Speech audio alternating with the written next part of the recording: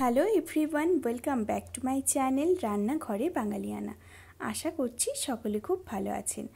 আজকে আমি বানাবো পমফ্রেট মাছের মশলা ফ্রাই। তার জন্য সবার প্রথমে দুটো আমি পমফ্রেট মাছ নিয়েছি আর সামান্য একটু করে কেটে নিয়েছি, যাতে এর ভেতরে লবণ এবং মশলা খুব ভালোভাবে ভেতরে চলে যায়। এখানে দেখুন আমি লবণ আর সামান্য পাতিলেবুর রস দিয়ে এটাকে খুব ভালোভাবে মেখে নিচ্ছি। মাছটাকে খুব ভালোভাবে আমি মেখে নিয়ে 10 থেকে 15 মিনিটের জন্য আমি এভাবে ম্যারিনেট করে রেখে দেব। আপনারা কে কোথার থেকে আমার ভিডিও দেখছেন অবশ্যই কমেন্ট করে জানাবেন। 10 মিনিট পর আমি মাছের মধ্যে অ্যাড করছি পেঁয়াজ বাটা, আদা রসুন বাটা, জিরের গুঁড়ো, ধনের গুঁড়ো, সামান্য পরিমাণে হলুদ গুঁড়ো এবং লঙ্কার গুঁড়ো, আর একটু সর্ষের তেলও দিয়েছি। এরপর সমস্ত মশলা এবং তেল একসাথে মাছের গায়ে খুব ভালোভাবে মেখে নিতে হবে।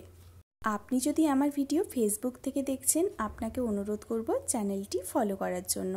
আর যদি ইউটিউব থেকে দেখে থাকেন, আপনাকে অনুরোধ করব চ্যানেলটি সাবস্ক্রাইব করার জন্য, যাতে নিত্য নতুন ভিডিওর আপডেট সবার প্রথম আপনিই পান। পমফ্রেটের এই রেসিপিটা বাড়িতে কিন্তু অবশ্যই একবার ট্রাই করবেন, খেতে কিন্তু দারুণ হয়। খুব ভালোভাবে মাছটাকে মেখে আরও 5 মিনিটের জন্য রেস্টে রেখে একটা প্রি হিটেড তাওয়ার মধ্যে সামান্য পরিমাণে সাদা তেল আমি দিয়ে দিয়েছি। এরপর মেখে রাখা মাছটাকে প্রি হিটেড তাওয়ার মধ্যে দিয়ে এপিট ওপিট উল্টে খুব ভালোভাবে ভেজে নিতে হবে লো ফ্লেমে। খেতে এতটা ভালো হয়, আপনি না খেলে এটা বিশ্বাসই করবেন না। তাই বাড়িতে কিন্তু এটা অবশ্যই একবার ট্রাই করবেন। এটা আমার কিন্তু আপনাদের কাছে একটা রিকোয়েস্টেড রেসিপি। এক পিঠটা খুব ভালোভাবে দেখুন ভাজা হয়ে গিয়েছে, তাই উল্টে আরেকটা পিঠ খুব ভালোভাবে ভেজে নিচ্ছি। বাড়িতে এই পদ্ধতিতে অবশ্যই কিন্তু একবার ট্রাই করবেন আর আমাকে কমেন্টে জানাবেন আপনাদের কেমন লেগেছে। তৈরি হয়ে গেল পমফ্রেট মাছের মশলা ফ্রাই। চলুন এটা আপনাদের সার্ভ করে দেখাই। সকলে খুব ভালো থাকবেন, সাবধানে থাকবেন, সুস্থ থাকবেন।